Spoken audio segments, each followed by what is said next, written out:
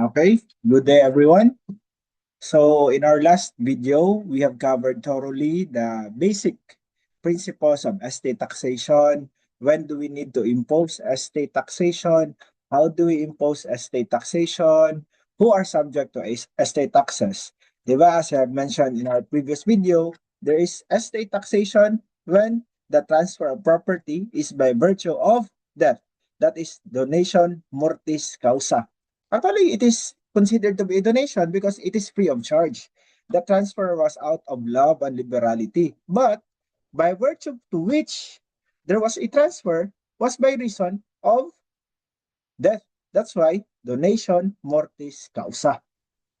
And then, when the donation was made, when the transfer was made during the lifetime, we are calling that one as donation inter vivus. Donation during the lifetime. So if the donation or the transfer of property was during the lifetime, what tax do we need to impose? Do we apply estate taxation? No, because estate taxation only applies when the donation was by virtue of that donation mortis causa. But if the transfer was during the lifetime, by virtue of his love and liberality during the lifetime, then we impose donor's taxation. So our legal basis for this one is the National Internal Revenue Code, Revenue Regulation 2-2003, and Revenue Regulation 12-2018. Same legal basis as well for our estate taxes. So when there is a transfer of property by virtue of that, that's estate taxation. If there is a transfer of property by virtue of love and liberality during the lifetime, there is donor's taxation. But if the transfer of property was pursuant to a consideration in sum of money, we apply income taxation in the form of capital gains tax and documentary stamp taxes. But we are already done with the capital gains taxes.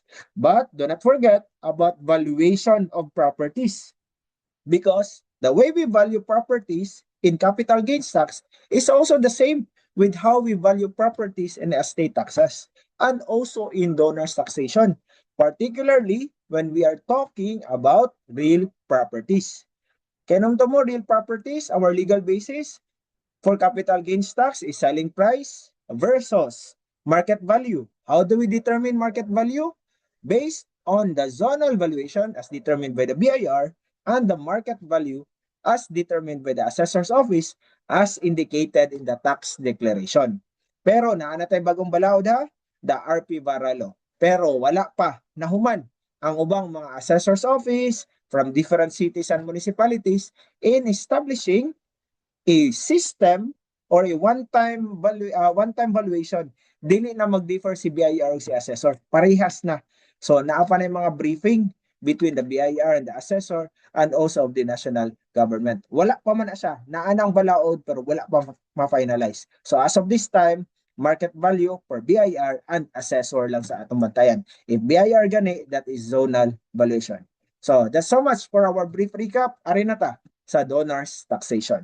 So, actually, in these slides, mga 30 slides na siya, mga more or less 1 hour discussion, we will be discussing about the basic principles of donors taxation under the National Internal Revenue Code and of the trade law. So, attorney, why do we need to discuss donors taxation under the trade law? Because, same with estate taxes, there has also been, there were different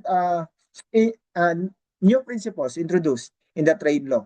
Particularly on the tax rates, the allowable deductions, di ba? When we speak of estate taxes, prior to 2018, schedular ang atong imposition sa estate tax. When we speak of donors taxation, same pod, prior to 2018, schedular pod siya. But after 2018, after the enforcement, after the implementation of the trade law, naanatay across the board 6% for capital gains tax, estate tax, and donors tax. So whatever is the value of your property, ang atong gamiton is not the schedular rate, not na katong hagdan-hagdan, but the across the board rate of 6%. It so happened lang that in donors taxation, naatay i-allow nga allowable deduction. up to 250,000 if there was no prior donation. In estate taxes, ang atong allowable deduction, daghan to ha. Kaya nung mo, if prior to train law, there is a funeral expense, there is medical expense, but after train law, gitangtang na siya because we have a standard deduction across the board of 5 million as long as namatay after the effectivity of train law. And then transaction constituting donation. So when can we say that there is indeed a donation? Balik rata, donation is a contract. When we speak of a contract, we go back to the elements of a contract. COC, consent, object, and consideration. Was there a consent to transfer a property from the donor to the donee? At the same time, there is an acceptance? Yes, that's consent. Object, kung sa may object na to, the object is the property itself. And then the consideration, laban ni in peso amount, laban ni exchange of property, bayaran mo na siya in millions of pesos. Sa akong gibalik-balik, when we speak of donation, it is always out of love and liberality. Makabot ka kinsa matagan. And if love na ni mga tao, okay, dagain na siya property. That's the consideration when we speak of donation. So if naana siya nga elements of a contract, then nakapatay. Therefore, elements of a contract of donation, deed of donation. And if there is a deed of donation, subject therefore to donor's tax as a rule. That's the general rule. And then valuation and exclusions of gross gift and deduction from gross gift. So when we speak of estate, nakamatay katong gitawag nga gross estate, di ba? Then natay mga deductions. Unsa man tatong mga deductions? Balik ta. There was funeral expense, medical expense, standard deduction, family home, judicial expenses, losses, claims against insolvent person, if nakainomdom mo. And then, naapod ta sa ato ang donor's tax. Gitawag na nato nga gross gift. Pila man ang value sa gift nga mong gihatag. When we speak of property, real property, market value, wala mo na siya selling price. The selling price does not apply in a donation because, again, the consideration is not in terms of pesos, but in terms of love and liberality. So wala yung selling price, ari na lang ta, market value. Pila di ang market value, attorney? Asa kita mo tanaw, that's under the zonal valuation of the BIR or the market value as determined by the assessor's office, as indicated in the tax declaration. When and where to file? So, as a rule, real property, when we speak of donation, residence of the donor ginasiya. Residence of the donor. But there is this ease of paying taxes, mas nilinient na si BIR. Di na magawas sa inyo ang bar exam. That's in our application na the moment that we become lawyers. Okay? Administrative requirements, sa mga usual nga kailangan. Pero natay mga checklist of documentary requirements ha. Pero usually the participation of lawyers ari rata sa execution sa deed of donation. Okay? Sige, let's proceed. Basic principles of donor's taxation. So, unsa man ning donation? So, donation, again, is an act of liberality whereby a person disposes gratuitously of a thing or right in favor of another who accepts it. That's under the new civil code, ha? And then furthermore, donations which are to take effect upon the death of the donor partake of the nature of testamentary provision. So if na donation, pero unya na mo take effect after the death, oy, dili na siya donation inter vivos. That is donation mortis causa. So that is donation in contemplation of death. So, dili na siya subject to donor's tax. That is subject to estate tax. Ang atong istoryahan, when we speak of donation, donor's tax, kay katong yung during the lifetime, made during the lifetime, donation mortis causa, para ma-impose na to si donor's tax. Pero regardless, as of 2018, parehas naman lang good na, 6% na siya, dili ra alkansi si BIR. But again, as defined in the new civil code, Article 725, I think, if I'm not mistaken, donation is an act of liberality. Di ba? Consideration na to when we speak of donation is the love and liberality. Not pesos, not properties, but love and liberality. Whereby a person disposes gratuitously of a thing or right in favor of another who accepts it. So, dili na lang ta magkuhan nga person or another. Arita, whereby a donor, katong nihatag, disposes gratuitously of a thing or right in favor of another. Another is the donee. So whereby a donor di ay disposes gratuitously of a thing in favor of the donee who accepts it. Bantayan na to under Article 725.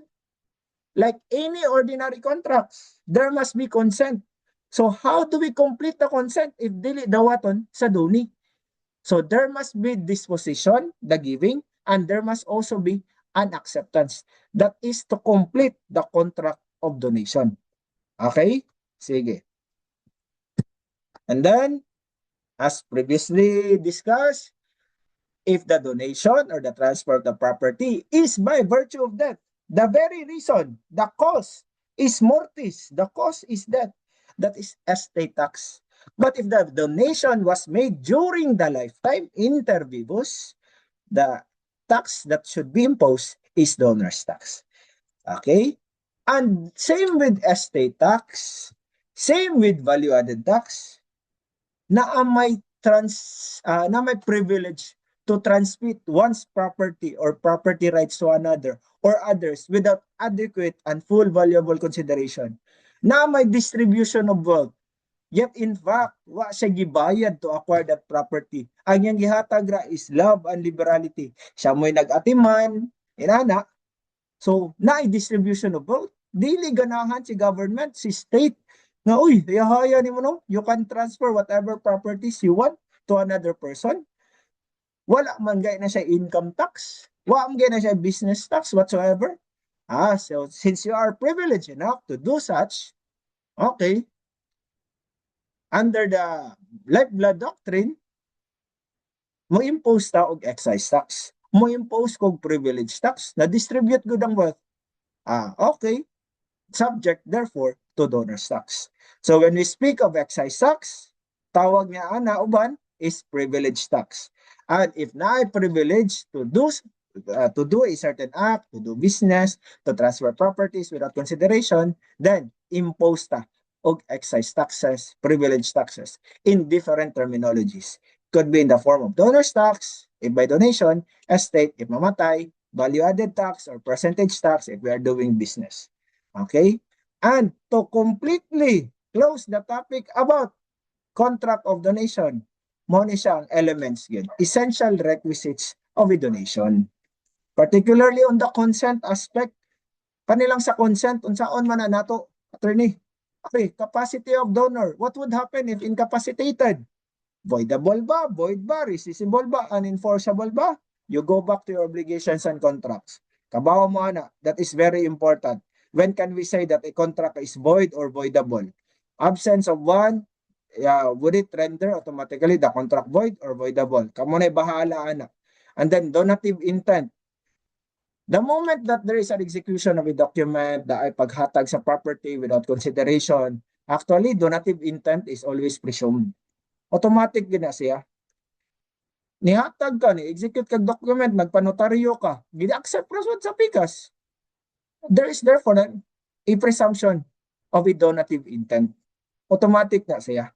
And then, delivery of the gift, completion of the donation, and the acceptance, which is the perfection of the donation. Why do we need to highlight the acceptance? Because as defined under Article 725 of the New Civil Code, naaman ka to, the very last phrase about the donation, and accepts it. Therefore, how do we perfect a contract of donation? How do we close the contract of donation? There must be acceptance on the part of the donee. In fact, in a deed of donation, kana inyong i-execute, ang mga abogado na mupuhon, dapat na ay acceptance. It could be in the same document, pwede po in a separate document, tawag na to na dorsal, likod. Pwede sa likod, pwede sa papel, i-attach sa likod. The acceptance of that donation is made on the same document or in a different document. Tawag na to na dorsal. So mo ni siya when we speak of the consent, ari sa contract of donation, there must be capacity of the donor. Dili kailangan capacitated ang donee. In fact, pwede kita ka-donate nga ang bata, ang recipient kay napasatiyan, di ba? That's in our persons and family relation. Ang mo-accept na in behalf sa bata, kaya ang ginikanan. As long as the donor is capacitated to donate. Mo'y pinaka-importante. Aning donative intent, dili na, it is already presumed. Not unless, naging mga kaso-kaso, i-establish yun, was there at the very beginning an intent to donate. Pero as a general rule, there is always a presumption of donative intent. And then delivery of the gift, unsaon man nato pag-accept if walay delivery. So there must be acceptance. Okay? Donor's tax does not apply unless and until there is a completed gift whereby the donor does not reserve or retain power of the gift. The donor's tax accrues upon the completion of gift. Kano sa ma-complete? Upon the delivery of the gift. So automatic na siya. Okay? Completion of a gift requires physical delivery of the subject matter of the gift. Or if physical delivery of the subject matter is not possible, delivery of the instrument of assignment or deed is required. Kainom to mo delivery, there are different forms of delivery na may actual delivery, tradisyo, lunggamano, tradisyo, breve mano, execution of document, tradisyo simbolika. Tradisyo, muna siya karaan nga term sa atong delivery. I don't know if it is a Latin or Greek. Basta kay, when we speak of delivery, in legal parlance, delivery is tradisyo. So, tradisyo simbolika. Kailangan bang na physical delivery? No. Delivery by virtue of a symbol. Kanang yawi. Yawi sa balay. Yawi sa sakyanan. That's tradisyo simbolika. So, dili na kailangan nga na physical delivery. Para makomplete na to ang atong donation, there must be delivery. Not necessarily physical delivery, but in different forms as provided in our obligations and contracts. Pwede kay breve mano, tradisyo, by shorthand. Napoy longga mano, tradisyo, longga mano, by pointing. Kana, ako na ihatag nimo. That's longga mano, pointing. And then by execution of a document, kanang notarized document or handwritten document, etc. So, the moment that there is delivery, it therefore completes the donation. And when there is a completed donation, automatic mo accrue si donor's tax. Okay? Acceptance. It perfects, it is the perfection of a contract of donation. Acceptance, the transfer of property by gift is perfected from the moment the donor has known the acceptance by the donee. The acceptance of the donation may be made by the donee in the same deed of donation or in a separate public document. Such acceptance must be done during the lifetime of the donor. Manatani?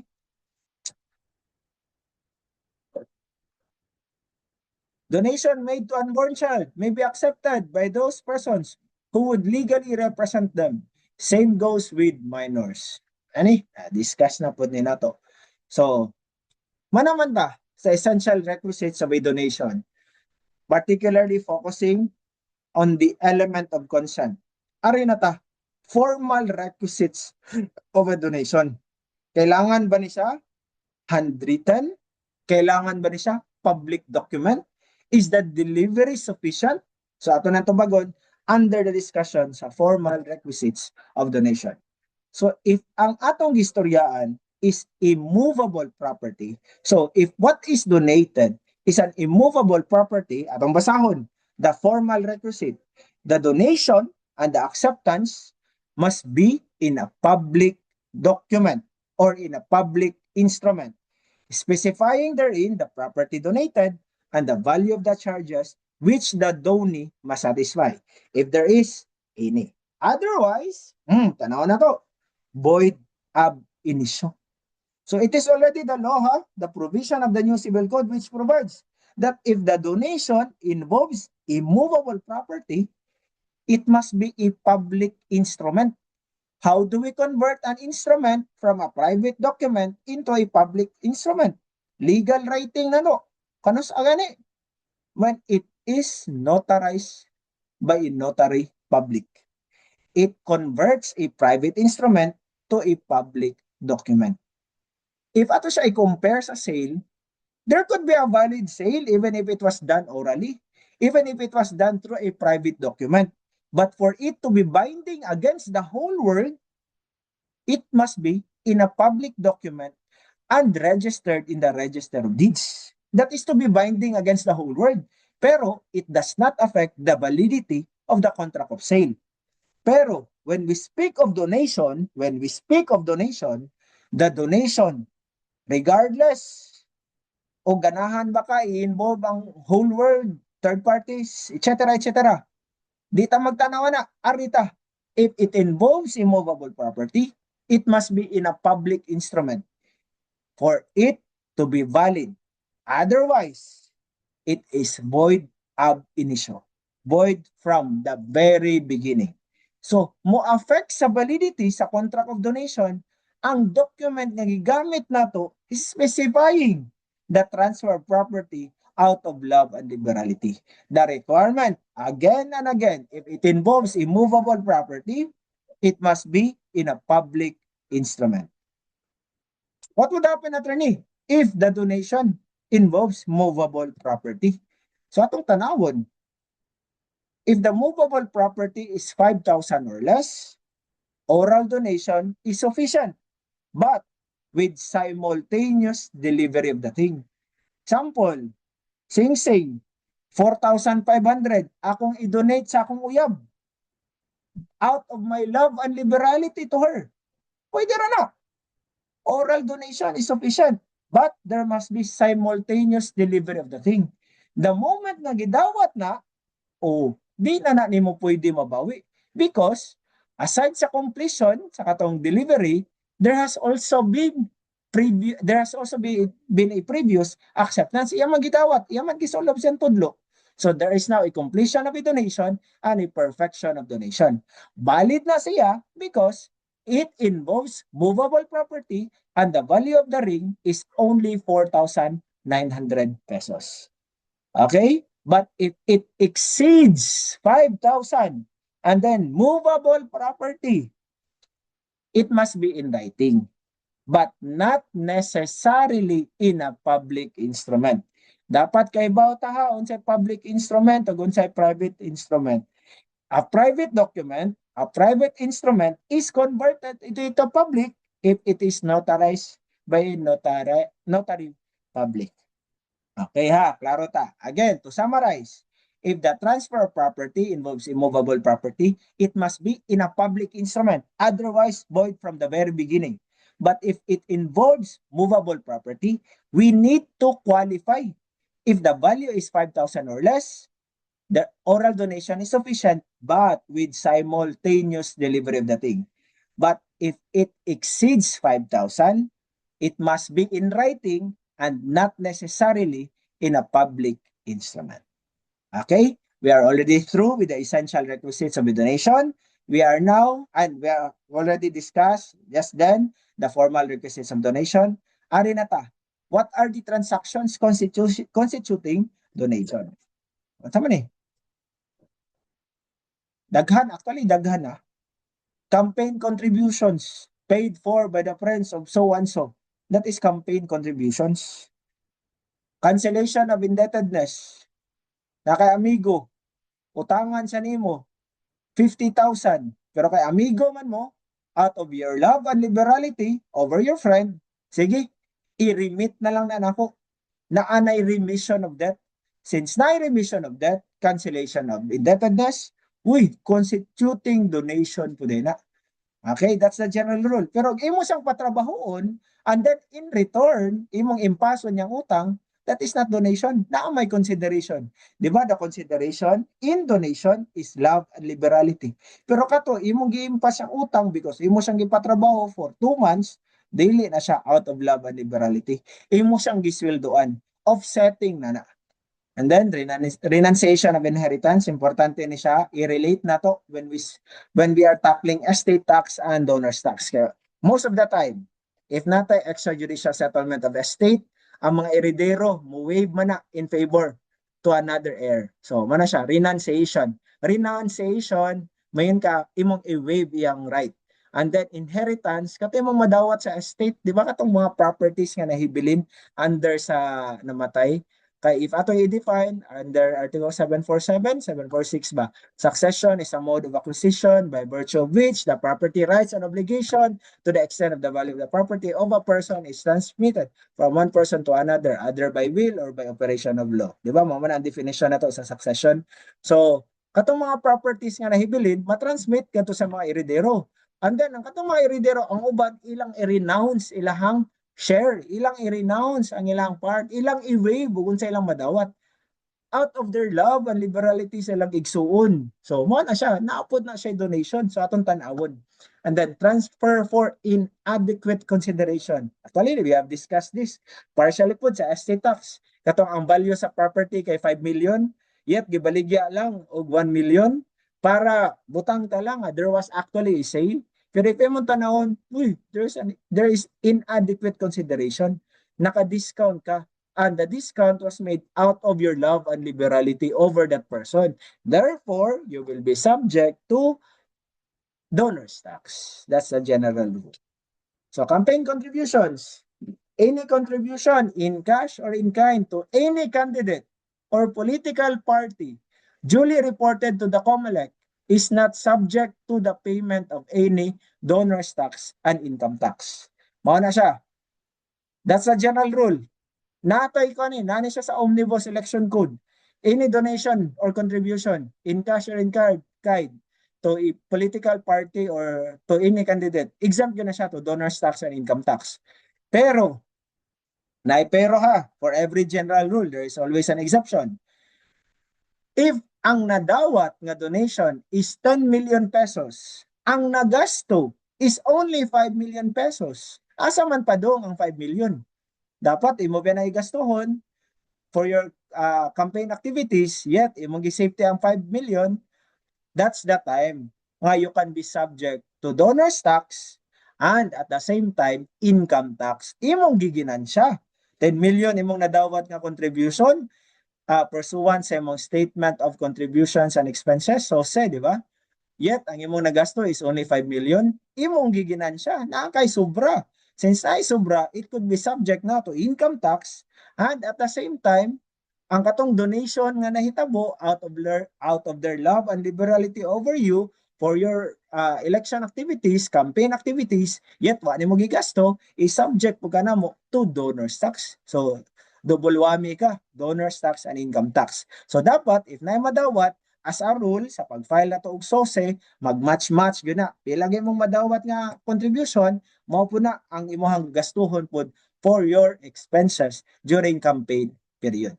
And then, but if nakakay nadawat, and then imong gigasto, pero beyond the campaign period, di ba naman tayo specific campaign period, depende kung sa nga posisyon imong daganan. If nakakay gipang gasto prior or after the campaign period, it is not considered to be a valid campaign contribution. You can now therefore be subject to donor's tax and income tax because the reason for which imo siyang nagasto was not for election purposes, but for whatever purposes beyond the scope of the election period. So the general rule is exempt as long as fully utilized and at the same time made during the campaign period. So another transaction constituting donation, cancellation of indebtedness. So subject to income tax when an individual performs services for a creditor who in consideration of the services cancels the debt. Katoy mo patrabahoon, na to siya compensation income in the form of utang na gi-impas. Pero if imo lang siyang gi-impas freely without any condition or consideration, then the cancellation of the debt, the cancellation of the utang was made out of love and liberality. There is consent, there is object, which is ang utang, and your consideration is your love and liberality. Therefore, it is subject to donor's tax. Subject when a creditor merely desires to benefit a debtor without any consideration. Actually, not consideration. It is the love and liberality, which is the consideration. Okay? Balik ra kita sa definition. If it is done gratuitously, kano sa man ta makaingon that it is done gratuitously? Wa kay gipangayo. Characteristic o with contract of donation gratuitously without consideration. Wa gina siya in peso amount, in property, wa. It is only purely out of love and liberality. So kanan yung mga tapad diya sa klase, tagaan yung papel, tagaan yung ballpen, tagaan yung snacks. Sama na, classmate lang or is it by love and liberality? So daghanang nangasyapo yan ha sa law school, so inyohan na na. So if naay love and liberality, so i-subject na tamo to donor's tax. Okay? So kidding aside, arita sa madugo, renunciation of inheritance. Kani, madugo ni siya ha, madugo. Before we proceed, balik sa ta sa estate tax. Ani, estate tax. So, naay property ang namatay, i-distribute nga to sa mga heredero. That is succession, di ba? Binisaya sa succession. And then, when we speak of succession, naman tayo pitsa pie. If man naman sa succession, naman tayo mga pitsa pie, ana. And in fact, part of your pitsa pie kaya ang share sa surviving spouse. And in our previous video, when we speak of estate taxation, net taxable estate, nabiya tayo mga deduction po. If ang value sa imong property is 10 million, pero ang property is nakapangani mo and nakapangansad sa imong asawa, i-deduct na nato ang share sa imong spouse. So ang 10 million, minusa na natog 5 million as the share of the surviving spouse because the property is under the absolute community of property or under the conjugal partnership of gain. Dili na imo exclusively, i-deduct na to ang share sa imong spouse. So ang imong spouse, imong asawa, na siya conjugal share. Na siya katunga nga bahin over the property. While the remaining half, katong imuhag yung share, mo to siya bahinon sa mga heredero. The heredero could be your wife or your husband and ang imuhang mga anak. So ang katunga day sa pie is the share of the surviving spouse as his or her conjugal share. The other half, mo na tawag na to inherited share. So ang inherited share mo to'y bahinon sa imong asawa o sa imong mga anak. Sila may mubahin anak, mo na ilang sinunod. So to give it with a figure, sa 10 million nga value sa property, 5 million is owned by the wife. The 5 million is the inherited share to be shared by all heirs, your wife and other anak. So, if ang wife, iyahang conjugal share nga 5 million, katong 50%, iya yun ang i-waive ngadto sa iyang anak or sa lain tao, automatic subject to tax. Kaning pinakalas nga bullet. So, if ang share sa wife or ang share sa husband or ang share sa paris, kana na lang, para gender neutral ta. Ang share sa paris, iya ang share of surviving spouse, iya ginang i-waive to bisag kinsa, automatic subject to donor's tax, regardless kung general or specific. Again ha, naatay dako nga pitsa pie. Half ana niya is the share of the surviving spouse if community of property or conjugal partnership of gains ang mo-apply. Spouses, so and so. Spouses, Juan de la Cruz and Juana de la Cruz. So meaning to say, sa title, conjugal property din na. Half of it is owned by Juana, the other half is owned by Juan. Now, namatay si Juan. Ang share ni Juana, yung share of surviving spouse, if iyan ang i-waive nga to siyang mga anak, automatic subject to donor's tax. Ang share now ni Juan, mao man ay ma-distribute, mao man ay gitawag nga inherited share. So, bahino ni Juana, bahino ni A, bahino ni B, bahino ni C, bahino ni D. Upat man nilang anak. So, 5 sila nga magbahin. Okay? Indot ang tanig natay chalkboard ba? Pero sige lang. Share ni Juana regardless o kinsa niya ihatag, regardless if it was done generally or specifically, exempt na siya. Subject to donor's tax na siya. Iha man ang shared. Buhi pa man siya during the lifetime niya, iyang i-waive, di ba? Donation, intervivos during the lifetime, buhi pa siya, iyang i-waive nga to sa lain tao, subject na siya to donor's tax. Iha man ang share. Pero if ang inherited share, ang nakapangan, ang share ni Juan nga namatay, which is bahino ni Juana, bahino ni A, ni B, ni C, o ni D, atong tanawon, how did they made their renunciation? How did they executed? How did they execute the waiver or the renunciation. If done generally, walay donor's tax. But if done specifically, that is subject to donor's tax. Attorney, when can we say that the donation was made if that renunciation or waiver was done generally? If moingon ra, si A, B, C, o D, we waive our right over the property.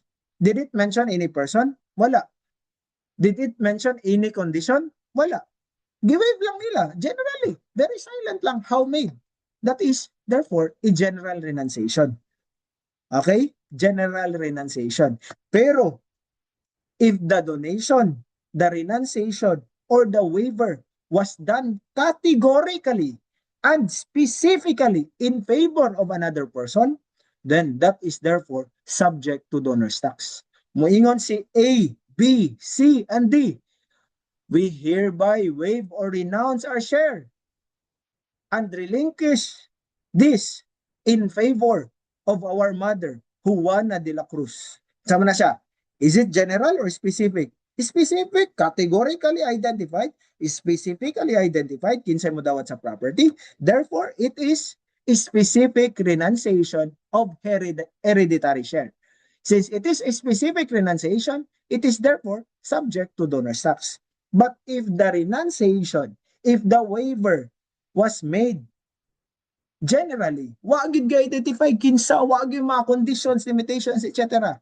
Exempt na siya from donor's tax. But make sure that the property renunciated or the property that is waived is hereditary share, the other half, the inherited share. Pero if ang conjugal share, ang community share, ang share sa surviving spouse, ang iyang gi-donate, iyang gi-relinquish, iyang gi-renounce, iyang gi-waive, regardless kung general ba na or specific, it is subject to tax. So, for your reference, you can read Revenue Regulation 12-2018 na nga to, estate and donor's tax na ay discussion nga to about renunciation. Okay, magawas sa to exam ha. Looy ang di mo tanaw sa video. And then transfer for inadequate consideration. Katong 5 million ang values property, gibaligi alag 1 million. Oh, out of your love and liberality, imong gipahangyo, subject ka therefore to donor's tax. Then, how do we value the gross gift? And then, what could be the deductions which could be made against a gross gift? So, for real property, same with our capital gains tax, estate tax. If real property, aside from it, nga dapat public instrument, i-value po siya nato based on market value, fair market value. How do we determine fair market value? Zonal valuation per BIR and the fair market value per assessor's office as indicated in the tax declaration. So whichever is higher. Klaro ha? Margin na, zonal value or market value per assessor, whichever is higher. At rin yan, selling price di ay. Sumbago nun di ka, maghisgot kag selling price. Selling price applies only if the consideration involves amount. And if it involves amount, do we apply donor's tax? No, we do not apply donor's tax. We apply the capital gains tax as which we have already discussed in income taxation. So kanidere, donor's tax man atong istoryaan, wa man ni consideration, love and liberality man eh. Ma-quantify din na nimo imong love sa usa ka tawo. Pwede din na kwarta-kwarta lang. It depends. Depende. Pero as a general rule, love is unquantifiable. Liberality over the person is unquantifiable. So dito maghisgot og selling price. What we are talking, if magstorya tagkuhan, donor's tax, donation, is the market value based on the BIR zonal valuation and the assessor's valuation. Attorney, personal property, fair market value ra na siya. Sakyan na nang gidonate. Mga itag certification sa kasa, pila naman ang appraised value over that property. Cellphone, depende. Pero mind you, tip lang ha, off the record, mo appear data usually sa BIR if it involves transferable property. Kanang transferable property, yun, sama na siya. Transferable and registrable property. Mga yuta Di ba kailangan man na i-transfer ang title, i-transfer ang tax declaration. So maagi ta sa BIR for the payment of taxes, issue ang tag certificate authorizing registration. The certificate authorizing registration, muna siya proof that the corresponding taxes for that particular transaction have already been paid. So pwede na nato i-transfer ang titulo. Pwede na nato i-transfer ang tax declaration. Pwede na nato i-transfer ang certificate of registration. Pero if di na siya transferable and registrable, pwede ra, wala na siya corresponding tax. Pero as a good citizen of this country, mahalin natin ang Pilipinas, sige tag-ingon, Pilipinas ang hirap mong mahalin, ni love na tong Philippines, bayad tag tax if kaya na to. That is under the lifeblood theory, symbiotic relationship between the state and its people. So, nara na ninyo. Okay? And then, sa pamalaing kasagaran ni donate, katong transactions nga itong ma-encounter, shares of stocks. So, if it is a common share of stock, book value per share. If it is a preferred shares of stock, then par value per share. And, na siya. Exclusions from gross gift. Unsa man nga mga instances that there is, although there is a complete deed of donation, complete meaning to say, naata ng essential requisites, naata ng formal requisites, still, there is no donor's tax imposed. Mga ni siya. Among others, inter alia, gifts made to or for the use of the national government or any government entity. Kaya naman mo, inherent limitations of taxation, imposition of tax against the government. Kani, si government ang recipient, imo pa i-tax, dili na. So exclusion from gross gift. Gifts in favor of an education, and charitable, social, religious, etc. institution, provided that the donee must not use more than 30% of the gift for administration purpose. So, mara, bantayan nila na. And then gifts to duly accredited NGO. So, kani siya, taxation, always remember that taxation is the rule. Exemptions, exclusions are the exceptions to the rule. Extracissime juris, importante na siya. Any exemptions, any exclusions are construed against the taxpayer because taxation is the rule. Tanang buhat nimo, tanang activities nimo, tanang transfer of property, as a rule, there is always a corresponding tax to it. Naman ta exclusion, donated to the national government, donated to educational institution, donated to accredited NGO like IBP, Philippine Red Cross, Ramon Magsaysay. If ganahan ka nga exempted na siya, dapat na atay certification from the BIR showing therein that indeed our transaction is exempt from donation. Exempt from donation. Bantayan na nato. Dapat natay certificate that it is exempted from donation. Okay? Taxation is the rule, exemption is the exemption. Deductions from gross gift, kani encumbrance assumed by the donee, diminution, kaning affidavit, kaning 250,000. If makainomdom mo, natay standard deduction, di ba? Natay standard deduction. Uy, unsa man ni? Okay. Natay standard deduction. After train law, if namatay after train law, ang ato ang standard deduction, 5 million. If namatay prior to train law, only 1 million. Same with estate, ang atong donor's tax, napunta i-allow nga 250,000. So, kausara niya, if kausara ka ni donate during the year, kausara ka makaklaim og 250,000. If kadaghan ka ni donate, i-gross man na tanan nimong donation, and then one time ra i-deduct ang 250,000. Dili nga every transaction, every donation during the taxable year, mag-claim tag 250, 250. One time ra ni. So if no-donate ka pa January 2026, i-deduct nga to ang 250,000. Now, ni-donate na po ka pag February, i-deduct pa ba nato ang 250,000? No, dili na. Kausara, one time ra. I-consolidate na to tanang donation, deduct na to ang 250,000. Okay? So, unsa man yung diminution? So, refers to the reductions on the donation given by the donor upon his specific instructions. Same sa encumbrance. Example, donate siya og property, 5 million. Pero naapat ay naka-attach nga real estate mortgage, kay giloan man napay nabilin 500,000. So, sayang deed of donation, moingon na siya, out of my love and liberality to you, I will be donating this property. Pero, can you pay the balance of the 500,000 para absolute na yun ang imong ownership over this property? That could be the encumbrance. That could be the diminution. So, i-deduct na nimo. So, 5 million minus 500,000. So, ang imong taxable gift kay 4.5 million. Yan ang pamantay 250,000 nga deduction. So, 4.5 million minus 250,000. So, 4.25 million na lang. Pilagi ang rate? 6%.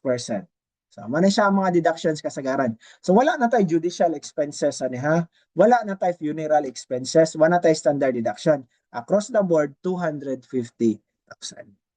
Is the 250,000 applicable in sale of property? No, because the 250,000 only applies to donation. Simple na kayo na siya.